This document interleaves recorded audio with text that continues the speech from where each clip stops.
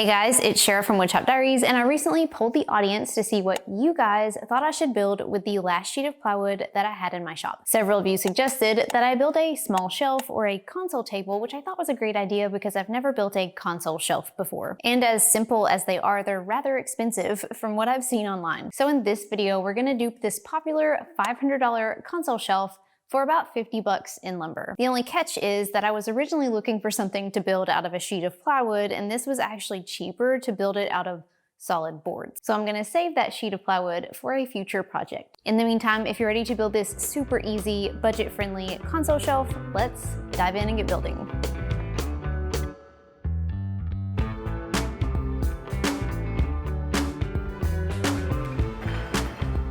So I'm making this console table out of just regular construction lumber. The 1x12s will be for the shelves. I have a 6-foot piece here, and then I have two 8-foot 1x12s. So from the 8-foot 1x12s, I can cut the shelves off, and then I can rip the rest of it into 1x2s to get the supports that I need for underneath the shelves. So if you don't have a table saw, you don't need a table saw, you can just buy pre-cut 1x2s. And then I've got some scrap 2x2s that I'm gonna trim down to reuse for the legs. So I'm gonna need 6 legs for this table, and I've got 4 here. And then I have a scrap piece of 2x4 that I can rip 2 more legs from. Either way, if you were to buy the wood straight from the store, brand new, it's gonna run you about 50 bucks.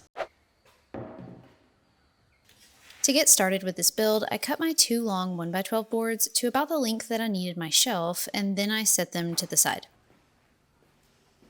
Then I ripped the remaining pieces into 1.5 inch wide strips, which is a 1x2. I also ripped the 2x4 that I mentioned earlier into 2x2s the same way. And again, you can just totally skip this part if you just go ahead and buy 1x2s and 2x2s pre-cut. Now that everything was ripped to size, I just needed to trim my 1x2s and 2x2s to length to make the console frame.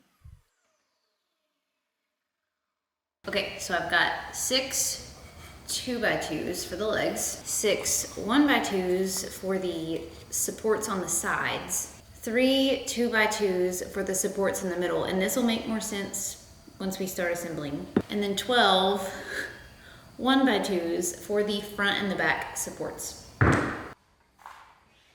I assembled this simple shelf using pocket holes and screws because it was quick and easy, and all the pocket holes will be hidden once it's assembled. So I drilled pocket holes into the ends of my short 2x2s with my Kreg 720, but then I used my Kreg Micro for the pocket holes on the 1x2s. This micro jig is not necessary. The regular size jig would work totally fine, but this micro jig does drill smaller holes and makes these narrow boards just less likely to split.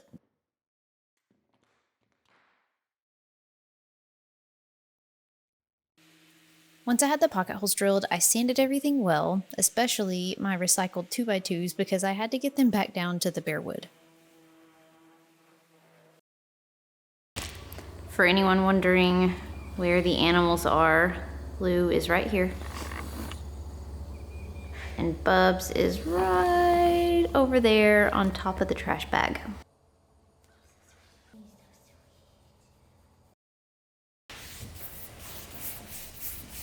And then I stained each piece using Minwax water-based wood stain in aged oak.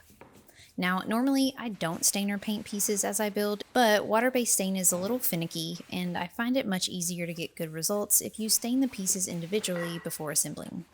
The good thing about water-based stains is that they do dry super fast, so after staining, I immediately started assembling the frame. First, I attached the short 1x2s between the 2x2 legs to make the 2 sides of the shelf. I used my Kreg Multi-Mark tool to help position the 1x2s about 3/8 inches inset from the outside of the leg. This just added some extra dimension. I made 2 identical frames just like this, but the middle frame is a bit different. For the middle frame of the shelf, I assembled the 3 short 2x2s between the remaining 2 legs. I made sure to align the middle and bottom rungs so that the top edge of them were 3/4 inch higher than the 1x2s on the other 2 frames. This will make more sense once we get to the point where I'm adding the shelves. I realized a little too late that the way that I positioned these 2x2s required me to use a 90-degree driving bit to attach. So in hindsight, I would have just turn these sideways instead. Either way, the pocket holes would be hidden in the end.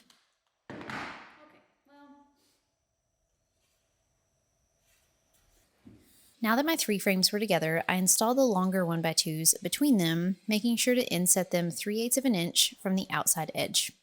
I made sure to pay attention that the middle frame did, in fact, get installed in the middle and not on the outside.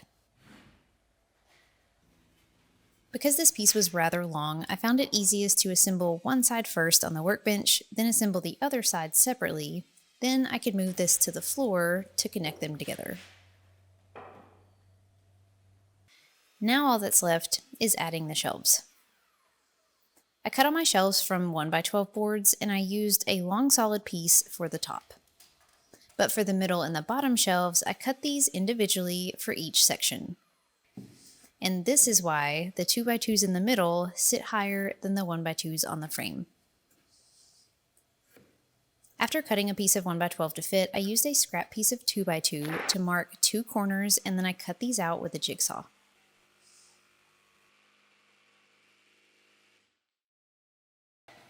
This allows the shelf to fit perfectly into the frame, just like you see here. I repeated this for the 3 remaining sections, cutting each piece to fit. Now the reason that I did it this way was because I knew it would be challenging to accurately cut all 6 notches out if I made the middle and bottom shelves one solid piece. Doing it this way in sections made things much easier while allowing for a more precise fit. After I made sure that all of my shelves fit well, I sanded and stained them before securing.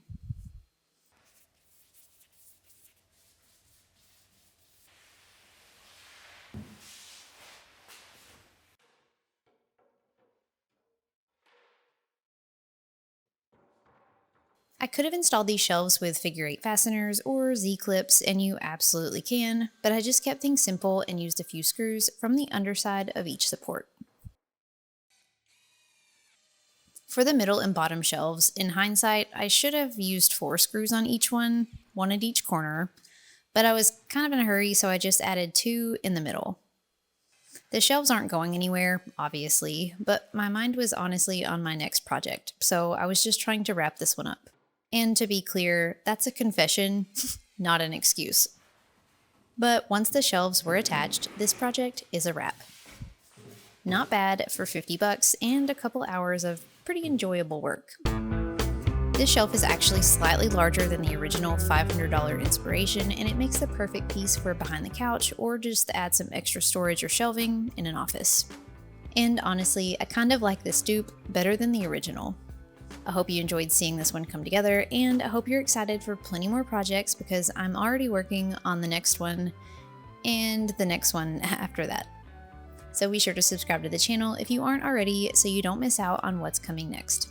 Thanks so much for watching, friends, and until next time, happy building!